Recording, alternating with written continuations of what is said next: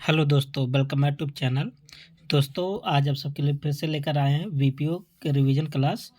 तो यदि आप पहले का वीडियो नहीं देखे हैं तो प्लेलिस्ट में जाकर सब वीडियो ज़रूर देखें और अपनी तैयारी आप बेहतर कर सकते हैं इसके माध्यम से बहुत कम समय में। ठीक है, तो आज हम सब देखेंगे उसके नेक्स्ट पार्ट। तो सबसे पहले क्या है, विजयनगर प्रशासनिक व्यवस्था, है ना। क्योंकि यहाँ सबसे क्वेश्चन आएगा ना, आपके सिलेबस में भी ऐड है कि प्राचीन काल से वैदिक कालीन, है ना, प्रशासन, ग्रामीण प्रशासन। तो देखिए, देरी ना करते हुए क्या है, विजयनगर प्रशासनिक व्यवस्था कैसा व्यवस्था था प्रशासन का? आयंगार व्यवस्था था विजयनगर साम्राज्य में। ठीक है, और ये जो आयंगार था ना, ग्रामीण प्रशासन के लिए ऐसी व्यवस्था किया गया था। तो आप ऐसे समझिए कि जो विजयनगर में ग्रामीण प्रशासन के लिए जो व्यवस्था था उसको बोलते हैं आयंगार व्यवस्था। ठीक है, तो यहाँ तक आप सबको समझ में आ गया होगा। अब देखिए, इस मतलब आयंगार व्यवस्था में के अंतर्गत प्रत्येक गांव को स्वतंत्र इकाई माना गया था। ये देखिए, लाइन बहुत इंपॉर्टेंट है। आयंगार व्यवस्था में ना, जो प्रत्येक गांव होते थे सब स्वतंत्र होते थे। ठीक, और इसके लिए 12 व्यक्तियों को नियुक्त किया जाता था। ये डाटा याद होना चाहिए। कितना व्यक्ति थे? 12 व्यक्ति, जिनको क्या बोला जाता था? आयंगार, है ना। तो अयंगार व्यवस्था को देखने के लिए 12 व्यक्तियों को नियुक्त किया जाता था, जिन्हें अयंगार कहा जाता था। ठीक है, आगे देखिए क्या है, महानायक या महानायकाचार। ये ये कहाँ से मिलता है? ग्राम प्रशासन से संबंध रखने वाले अधिकारी जो होते थे उसे हम क्या बोलते हैं? महानायक या महानायकाचार। किस काल में? विजयनगर काल में। ठीक है, और इसका काम क्या होता था? ग्राम प्रबंधक का, जैसे जो गांव का जो प्रबंध होता था हर चीज़ का, उसका प्रबंध का काम करता। तो गांव का निरीक्षण भी करता था, गांव का देखभाल भी करता था। कौन? महानायक। ठीक है, और देख लेते हैं विजयनगर काल में निर्निक्कर क्या होता था। निर्निक्कर क्या होता था? गांव में जलपूर्ति सिंचाई को देखने वाले अधिकारी को क्या बोला जाता था? निर्निक्कर। ठीक, और एक अधिकारी देख लेते हैं, सेनेतोवा। सेनेतोवा क्या था? गांव का लेखाकार। जो विजयनगर साम्राज्य था ना, जो ग्रामीण प्रशासन था, उसमें जो गांव का जो लेखा जोखा करता था ना, उसको क्या बोला जाता था? सेनेतोवा। और जल पूर्ति सिंचाई के लिए अधिकारी को क्या बोला जाता था? निर्निक्कर। ठीक है, अब देख लेते हैं अगला टॉपिक क्या है, जो कि बहुत इंपॉर्टेंट है। भारत में कुल 8 प्रकार के स्थानीय निकाय नगर क्षेत्रों के लिए सृजित किए गए। इसका मतलब ये है कि भारत में जो नगर निकाय है ना, कुल 8 प्रकार से प्रबंध होता है। कितने प्रकार से? 8 प्रकार से। कौन कौन सा प्रबंध है? नगर निगम, ये तो आप सब जानते हो। नगर पालिका, ये भी जानते हो। और देखिए तीसरा, अधिसूचित क्षेत्र समिति, विशेष उद्देश्य एजेंसी, नगरीय क्षेत्र समिति, छावनी क्षेत्र, टाउनशिप, बंदरगाह ब्यास, और क्या है? बस 8 हो गया ना। तो इतने के माध्यम से नगरों का प्रशासन सरकार देखता है। टाउनशिप क्या होता है? जहाँ पर छावनी, जहाँ पर सैनिक लोग अस्थायी रूप से रहते हैं। ठीक है, और बंदरगाह मतलब जो जैसे समुद्री तटीय एरिया होता है, उनका भी प्रशासन कैसे हो, वो किसके माध्यम से कवर होता है? बंदरगाह न्यास के माध्यम से। ठीक, अब देखिए इसके लिए सरकार केंद्रीय स्तर पर नगरीय स्वशासन कितने मंत्रालय द्वारा देखा जाता है? 3 मंत्रालय द्वारा। कौन कौन सा है? नगर विकास मंत्रालय और रक्षा मंत्रालय। जैसे देखिए छावनी के लिए ना, इसके लिए कौन सा मंत्रालय देखेगा? रक्षा मंत्रालय और गृह मंत्रालय। ठीक, कौन कौन सा? नगर विकास मंत्रालय, रक्षा मंत्रालय और गृह मंत्रालय। इन्हीं तीनों मंत्रालय के द्वारा इस पर मतलब नज़र रखा जाता है या उसका कार्य शासन देखा जाता है। ठीक है, अब देख लेते हैं, हम पढ़ के बता देते हैं, थोड़ा हल्का आपको दिख रहा होगा, है ना। तो बलवंत राय मेहता समिति कब बना था? जनवरी 1957 में बना था, और नवंबर 1957 में अपना रिपोर्ट दिया था। बलवंत राय मेहता समिति। अच्छा, बलवंत राय मेहता साहब ना, इनके बारे में आप सब जानते हैं, एक गुजरात के सीएम भी थे, दूसरे सीएम भी थे। ठीक है, और लोकतांत्रिक विकेंद्रीकरण की सिफारिश दिए थे। ठीक, बहुत इंपॉर्टेंट लाइन है। और इनकी सिफारिश क्या था? त्रिस्तरीय त्रिस्तरीय व्यवस्था की सिफारिश किए थे ना।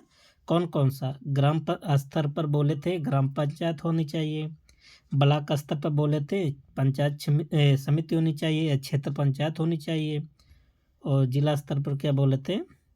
जिला परिषद का गठन होना चाहिए। और क्या बोले थे कि जो ग्राम पंचायत की स्थापना होता ना प्रत्यक्ष रूप से होनी चाहिए। बलवंत राय मेहता साहब का कथन था कि जो ग्राम पंचायत की स्थापना हो वो कैसा हो? प्रत्यक्ष रूप से। ठीक, लेकिन जो पंचायत समिति मतलब जो क्षेत्र पंचायत पर है और जो जिला परिषद पर है, इनका जो स्थापना होगा ना अप्रत्यक्ष रूप से। अप्रत्यक्ष रूप से मतलब कि ये डायरेक्ट जनता द्वारा नहीं चुने जाएंगे, है ना। ये अपने सदस्यों में से इनके अध्यक्ष चुने जाते हैं। जबकि ग्राम स्तर पर आप सब देखते होंगे जो प्रधान है डायरेक्ट जनता द्वारा चुना जाता है। ठीक, इनकी सिफारिशें बहुत इंपॉर्टेंट है, आपको आनी चाहिए। और जो सबसे इम्पोर्टेंट सिफारिश था ना यही था, इन्होंने बोला था जो पंचायत समिति है ना वो कार्यकारी निकाय होना चाहिए। पंचायत समिति कहाँ पर होता है? क्षेत्र पंचायत पर, है ना, दूसरे लेयर पर। तो पंचायत समिति को क्या बोले थे? कार्यकारी निकाय। ठीक, और जिला परिषद को क्या बोले थे? ये बहुत इंपॉर्टेंट है। जिला परिषद को बोले थे सलाहकारी, पर्यवेक्षक और समन्वयकारी निकाय। किसको बोले थे? जिला परिषद को। ठीक, और जिला परिषद का अध्यक्ष जिलाधिकारी को होना चाहिए, ये इनका सिफारिश था। और एनडीसी ने इनका सिफारिश को जनवरी 1958 में स्वीकारा था। ठीक है, तो इतना आप सबको समझ में आ रहा होगा, है ना। तो आगे क्या है, अब देखिए जिला विकास आयुक्त का पद का सृजन का सिफारिश कौन किया? तो जिला विकास आयुक्त पद का जो सिफारिश किया था ना सृजन का, किसने किया था? GV.K. राव समिति। और GV.K. राव समिति का गठन कब हुआ था? 1950। ये बहुत इंपॉर्टेंट है, आपसे पूछा जाएगा कि जिला विकास आयुक्त का पद का सृजन का सिफारिश कौन किए थे, तो आप बताएंगे GV.K. राव समिति। और इसका काम क्या करने के लिए बताए थे कि जो जिला विकास आयुक्त का पद होगा काम क्या करेगा? तो जिला परिषद का मुख्य कार्यकारी अधिकारी होगा।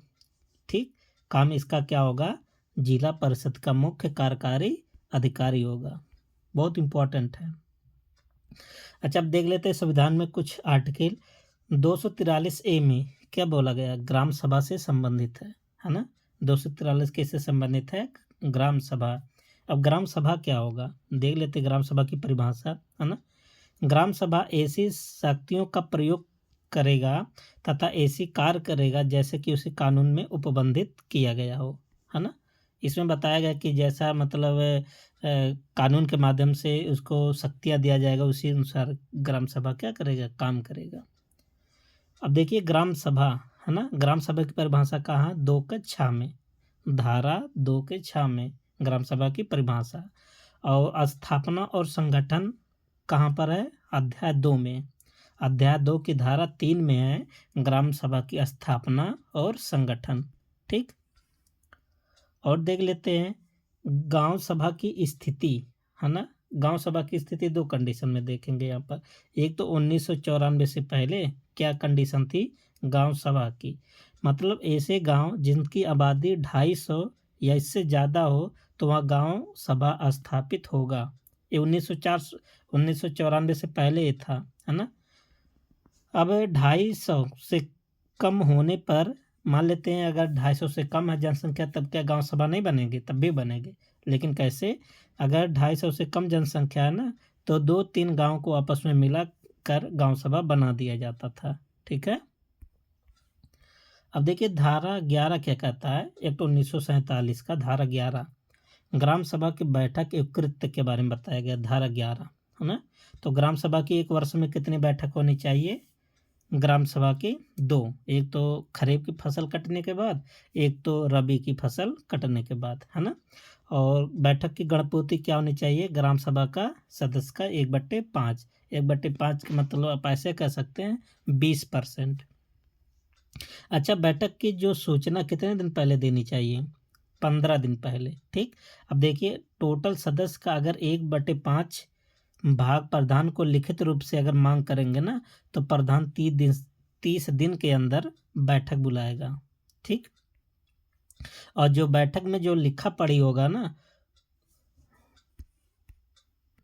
और जो बैठक में लिखा पढ़ी होगा उसको सचिव जी क्या करेंगे, 7 दिन के अंदर सहायक विकास अधिकारी के पास भेजेंगे। ठीक, अच्छा अगर ये जो बैठक है मान लेते हैं प्रधान नहीं बुलाया 30 दिन के अंदर, तो DPRO कितने दिन के अंदर बैठक बुलाएगा, 60 दिन के अंदर।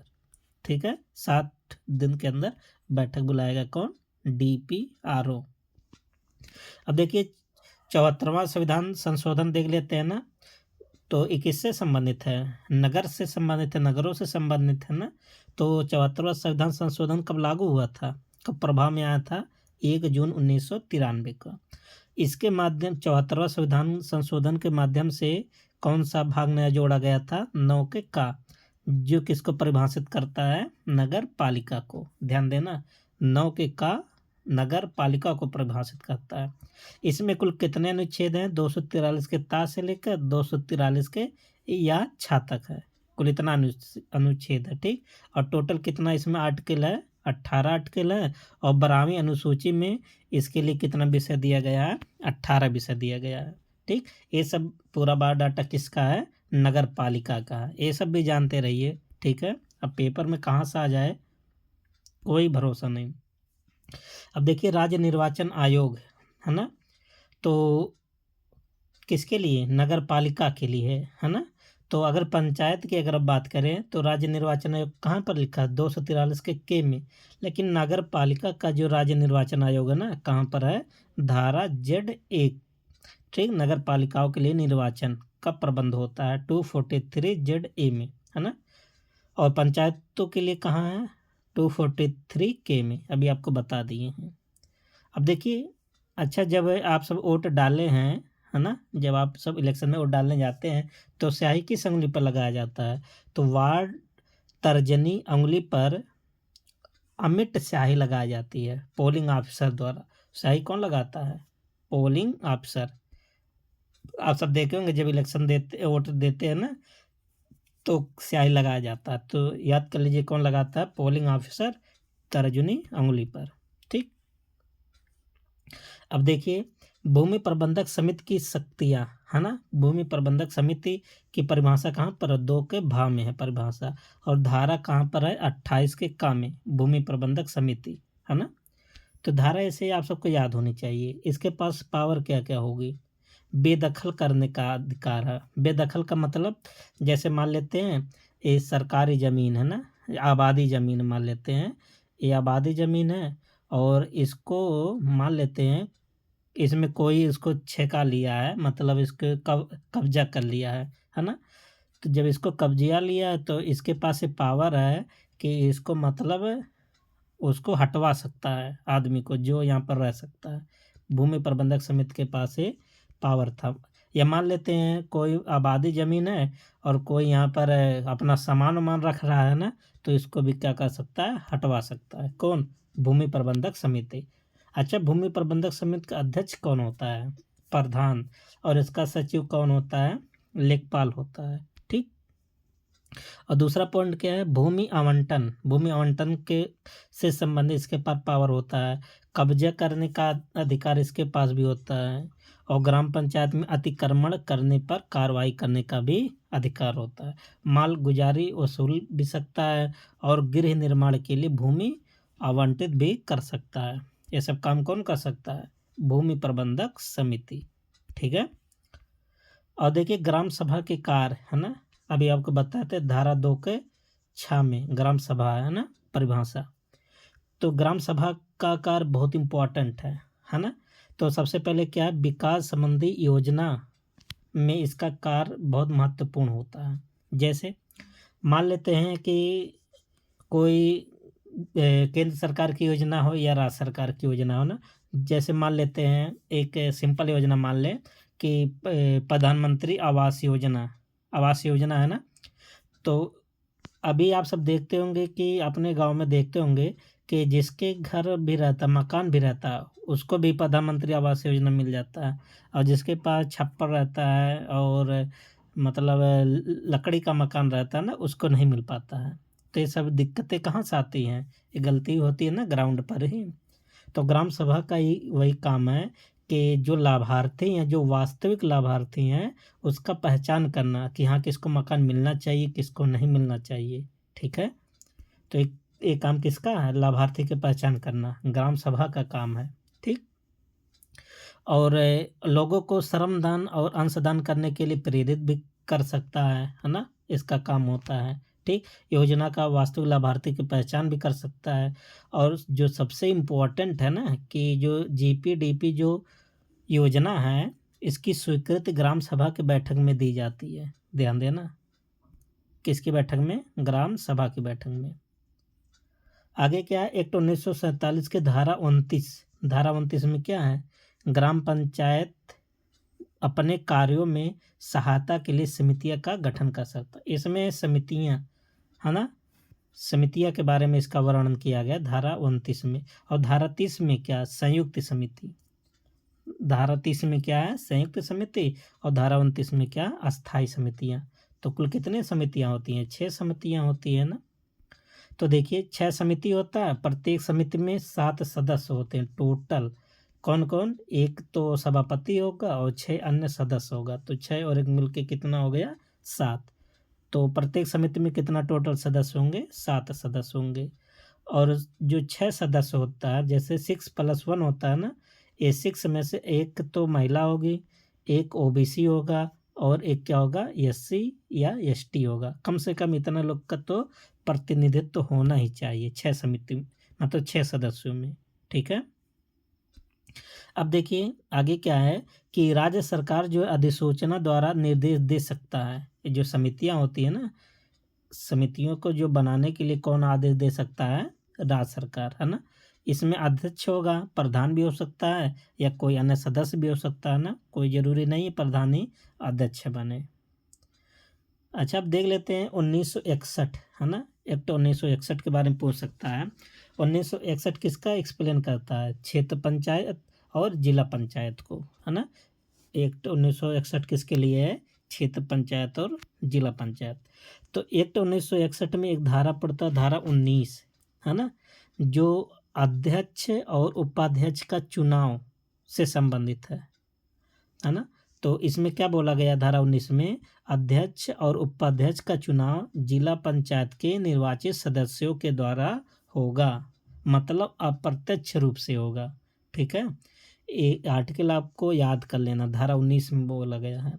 और धारा 19 के का में क्या बोला गया? या धारा 19 के ए में जिला पंचायत के अध्यक्ष के पदों पर एससी, एसटी या ओबीसी का आरक्षण कहाँ पर बोला गया? धारा 19 का का में। और धारा 6 के का में क्या बोला गया है? क्षेत्र पंचायत में एससी, एसटी, ओबीसी के लिए सीटों का आरक्षण। देखिए क्षेत्र पंचायत के लिए 6 के का है, और जिला पंचायत के लिए कितना है? 19 के का है। ठीक, तो आसान है, याद हो जाएगा। अच्छा, आरक्षण की बात कर रहे हैं, लेकिन पंचायत में अपने कहाँ है? क्योंकि आप सबको ज़्यादा इसी पर फोकस करना है। पंचायत में आरक्षण कहाँ किया गया है? धारा 11 के ए में या धारा 11 के का में प्रधान के पद पर एससी, एसटी या ओबीसी का आरक्षण होगा। तो देखिए तीनों आपको याद हो गया, पंचायत के लिए भी, क्षेत्र पंचायत के लिए भी, और जिला पंचायत के लिए भी। ठीक, तीनों एक ही जगह कवर हो गया। अब देख लेते हैं महिलाओं का आरक्षण संविधान में कहाँ मिलता है? महिलाओं का आरक्षण 243 के डी में, जिसमें बोला गया सीटों का आरक्षण होगा, है ना। अब 243 डी के 1 में एक उपधारा है, ऐसे लिखेंगे 243 फिर डी फिर उसके बाद 1। ठीक, यही है 243 डी के 1 में क्या कहा गया है? एससी, एसटी के लिए आरक्षण की बात किया गया। और 243 डी के 2 में क्या बोला गया है? आरक्षित कुल स्थानों पर 1/3 स्थान एससी या एसटी महिलाओं के लिए होगा। ठीक, और 243 डी के 3 में बोला गया है प्रत्येक पंचायत में प्रत्यक्ष निर्वाचन द्वारा भरी जाने वाली सीटों पर 1/3 SC/ST या महिला को दी जाएगी। ये कहाँ पर बोला गया है? 243 के डी के 3 में। और देखिए ये क्या बोला गया है कि 243 डी के 4 में पंचायत के अध्यक्ष के पद पर SC/ST महिला का आरक्षण होगा। बहुत इम्पोर्टेंट है, देखिए बहुत डीप से यहाँ पर आप सबको बताया जा रहा है ना, क्योंकि सब इम्पोर्टेंट है। और 243 डी के 6 में क्या बोला गया है कि पंचायत में OBC के लिए आरक्षण राज्य सरकार उपबंध बना सकती है। मतलब ये ऐच्छिक काम है कि राज्य सरकार अगर चाहे तो OBC को आरक्षण दे सकता है, नहीं तो नहीं। OBC कितना परसेंट के अंडर में? 27%। OBC के लिए आरक्षण का प्रावधान कहाँ है? 243 डी के 6 में। ठीक, तो देख सकते हैं दोस्तों, बहुत इंपॉर्टेंट है, आप सबका रिवीजन बहुत अच्छे से हो रहा है। ठीक, आप सब से रिक्वेस्ट है कि वीडियो को शेयर और लाइक ज़रूर कर दें, क्योंकि एक लाइक हमारे लिए बहुत बड़ा मोटिवेशन हो जाता है। अब देखिए आगे क्या है, आत्मनिर्भर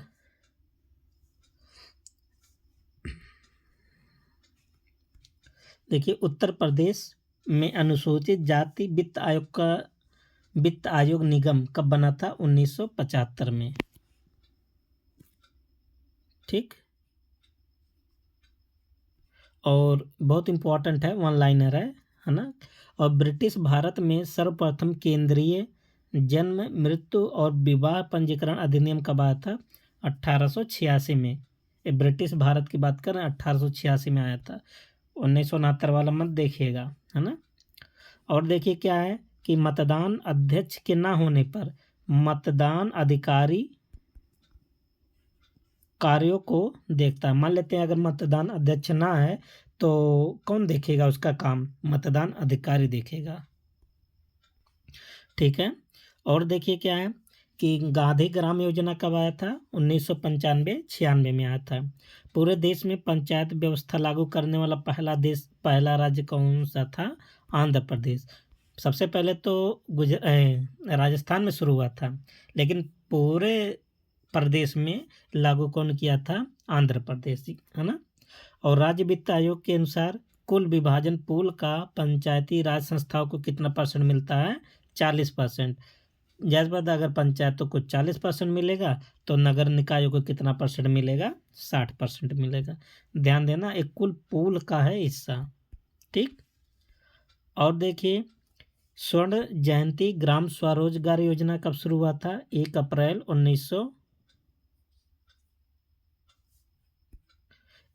1990, है ना। और नरेगा जो जिसे बोलते हैं मनरेगा है ना, 2 अक्टूबर 2009 को इसका नरेगा का नाम क्या बन गया? मनरेगा। महात्मा गांधी जी के नाम पर रख दिया गया। वैसे नरेगा शुरू कब हुआ था? 2 फरवरी 2006 को। और इसका नाम कब बदल दिया गया? मनरेगा कब कर दिया गया? 2 अक्टूबर 2009 को। अच्छा, नरेगा में कौन कौन सी योजनाएं शामिल किया गया था? काम के बदले अनाज योजना और संपूर्ण ग्रामीण रोजगार योजना। इन दो योजना को मिला करके क्या बना दिया गया था? नरेगा। और नरेगा का एक्ट कब आया था? 2005 में। लागू कब हुआ? 2 फरवरी 2006 को। और देख लेते हैं 243 आई में क्या बोला गया? वित्त से संबंधित है ना, वित्तीय आयोग, सबको याद ही हो गया होगा। अब इसके अंदर देखते हैं, देखिए कितना इंपॉर्टेंट है। 243 आई का सब क्लॉज है ना। 243 का आई के 1 में क्या बोला गया है कि राज्यपाल 73वां संविधान संशोधन लागू होने के 1 साल के भीतर स्टेट फाइनेंस कमीशन की स्थापना करेगा, और फिर इसके बाद 5-5 साल पर करता रहेगा, है ना। ये बात कहाँ पर बोला गया है? 243 का आई के 1 में बोला गया है। बहुत इंपॉर्टेंट है। और कितने साल के अंदर पहले कर लेगा? 1 वर्ष के भीतर। अच्छा, यही बात सेम टू सेम केंद्र में भी बात किया गया है, लेकिन केंद्र पर जहाँ ये 1 साल है ना, वहाँ पर 2 साल बोला गया है। अब देखिए 243, अब इसके भी अंदर है 243 आई के 1 में ए में क्या बोला गया है ना। राज्य की संचित निधि से पंचायतों को सहायता अनुदान या कह सकते हैं अनुदान दिया जाएगा। बहुत अंदर है 243 आई 1 का 1। ठीक, अब देख लेते हैं अगला धारा क्या, 243 आई के 2। इसमें क्या बोला गया है कि जो स्टेट फाइनेंशियल कमीशन जो होगा ना, उसका आयोग की संरचना क्या होगा, सदस्यों के नियुक्ति के लिए योग्यता क्या होगा, चयन की रीत क्या होगा, ये सब प्रावधान कौन करेगा, राज्य विधान मंडल करेगा, है ना। और 243 आई के 3 में क्या बोला गया है कि आयोग द्वारा कार्यों के संपादन के लिए शक्तियां को देने का जो उपबंध है राज्य विधान मंडल करेगा। इसका मतलब ये हम बता दें कि जो फाइनेंशियल कमीशन आयोग बनेगा ना, उसको अपना काम करने के लिए उसके पास पावर की भी ज़रूरत चाहिए। जो पावर होगा, जो आयोग को शक्तियां जो मिलेगा, वो राज्य विधान मंडल के माध्यम से बनेगा, या कह सकते हैं देगा, राज्य विधान मंडल। और 243 आई के 4 में क्या बोला गया है कि आयोग द्वारा दी गई सिफारिश को स्पष्टीकरण ज्ञापन सहित राज्यपाल जो विधानमंडल के समक्ष कौन रखेगा, राज्यपाल रखेगा। आपको ऐसे बता दें कि जो आयोग का जो सिफारिश होगा, है ना, उसको राज्यपाल कहाँ पर रखेगा, उस बात को राज्य विधान मंडल में रखेगा। ये बात कहाँ पर बोला गया है, 243 आई के 4 में। ठीक है। अच्छा, और देख लेते हैं इसमें कि राज्य उत्तर प्रदेश में जो राज्य वित्त आयोग है उसमें कुल कितने सदस्य होंगे, 3 सदस्य। ठीक। अब और अब तक कुल कितना राज्य वित्त आयोग का गठन किया जा चुका है, 5, है ना। और पहले के अध्यक्ष कौन थे वित्त आयोग के, भालचंद्र शुक्ला। ठीक है। और वित्त आयोग के बारे में आपको पीछे भी बताया दिया गया था ना, कि कौन कौन से अध्यक्ष हैं, है ना, सबका एक्सप्लेन किया गया। आप सब प्लेलिस्ट में जाकर देख लीजिए, बहुत अच्छा आपको लगेगा। और देखिए 74वां जो संविधान संशोधन के तहत विवेकाधीन एवं अनिवार्य उपबंध। अच्छा, विवेकाधीन देखिए सरकार के पास 2 उपबंध मिलता है ना, एक तो विवेकाधीन और एक तो अनिवार्य उपबंध। बहुत इंपॉर्टेंट है। अनिवार्य क्या होगा, जो संविधान में कह दिया गया है, ठीक। और जो संविधान में नहीं कहा गया, जो सरकार के ऊपर मतलब ऐसे टाल दिया गया, वो कौन सा उपबंध होगा, विवेकाधीन, है ना। जैसे विवेकाधीन में आपको क्या बताए थे कि राज्य सरकार का यदि इच्छा है तो ओबीसी को आरक्षण दे देगा, और अगर राज्य सरकार का इच्छा नहीं है तो ओबीसी को आरक्षण नहीं देगा। तो ये जो विवेकाधीन के अंतर्गत आता है।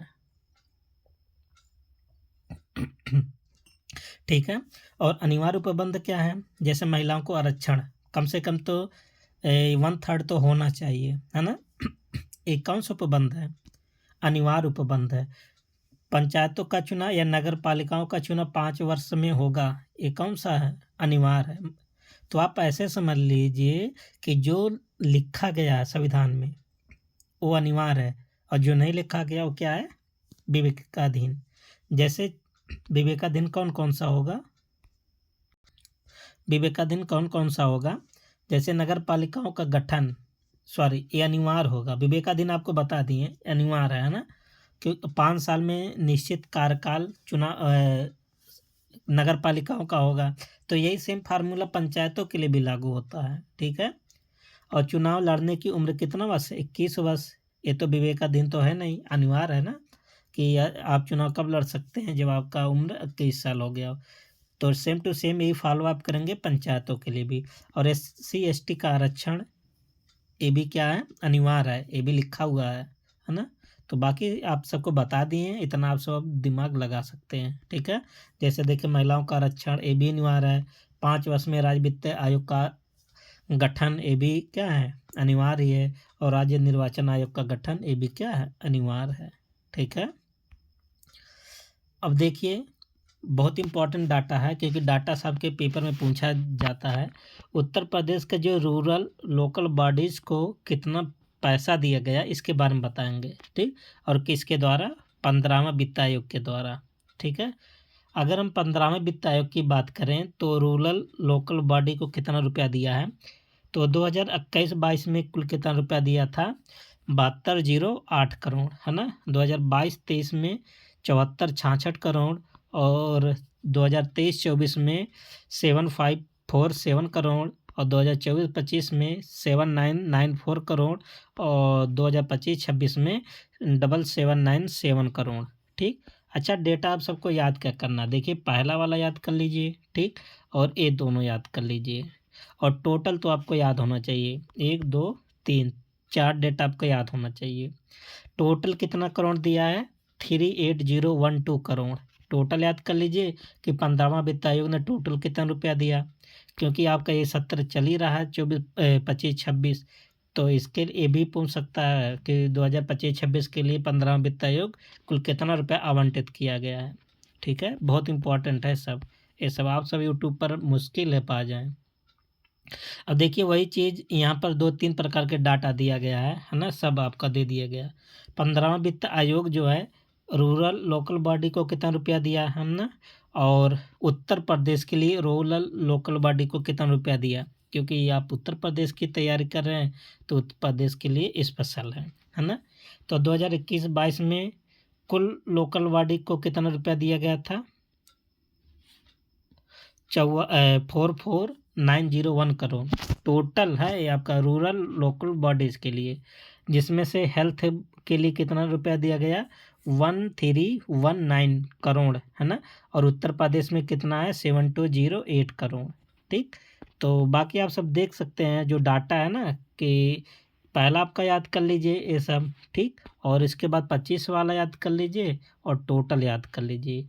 टोटल हेल्थ में कितना रुपया दिया है, 70051 करोड़, और रूरल लोकल बॉडीज़ के लिए उत्तर प्रदेश के लिए ये है, उत्तर प्रदेश के लिए टोटल रूरल लोकल बॉडीज़ के लिए आवंटित राशि है 38012 करोड़। और देखिए 15वां वित्त आयोग की जो प्रदर्शन प्रोत्साहन और अनुदान क्या है ना, वित्त राज्यों को शैक्षिक गुणवत्ता के लिए 2022-23 से 2025-26 तक कुल कितना रुपया दिया है, 48,000 करोड़। अगर 48,000 करोड़ तो कितना साल हो रहा है, 4 साल हो रहा है ना, तो प्रतिवर्ष कितना रुपया दे रहा है, 12,000 करोड़। बहुत इम्पोर्टेंट है ना। और उच्च शिक्षा में क्षेत्रीय भाषाओं के प्रोत्साहन करने के लिए, जैसे ऑनलाइन शिक्षा के लिए भी कितना रुपया दे रहा है, 6413 करोड़ उच्च शिक्षा के लिए दे रहा है 15वां वित्त आयोग। और कृषि के सुधारों के प्रोत्साहन के लिए कितना रुपया दे रहा है, 45,000 करोड़। ठीक है, बहुत इंपॉर्टेंट सब डाटा है। अब देखिए परियोजना की तकनीकी एवं स्वीकृति, आप जानते हैं कि 50,000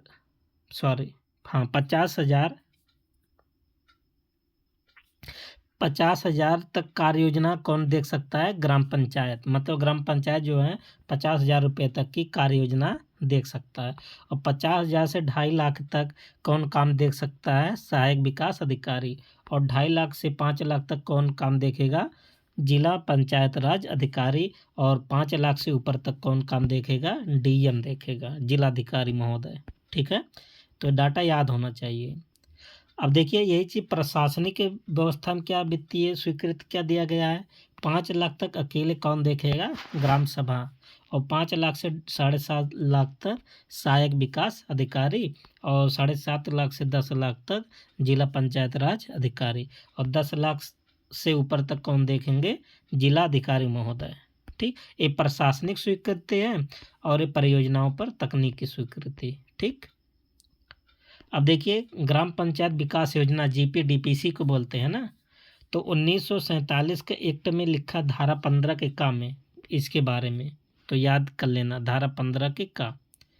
तो इसमें बताया गया है कि ग्राम पंचायत प्रतिवर्ष पंचायत के क्षेत्र के विकास के लिए एक योजना बनाएगी, है ना।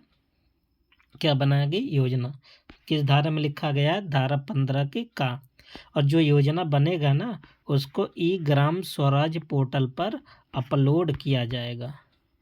ठीक है, कहाँ पर अपलोड होगा, ई ग्राम स्वराज पोर्टल पर। जो जीपीडीपी जो योजना बनेगा ना उसको कहाँ पर अपलोड करेगा, ई ग्राम स्वराज पोर्टल पर। अच्छा, जो योजना बनेगा उससे जो योजना बनेगा ग्राम पंचायत में जो योजना बनाएगा फिर उसको कहाँ पर भेजा जाएगा, उसको भेजा जाएगा क्षेत्र पंचायत के पास भेजा जाएगा।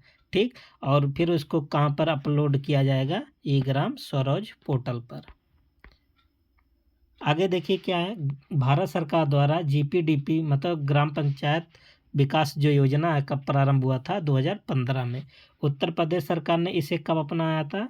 सितंबर 2015 में।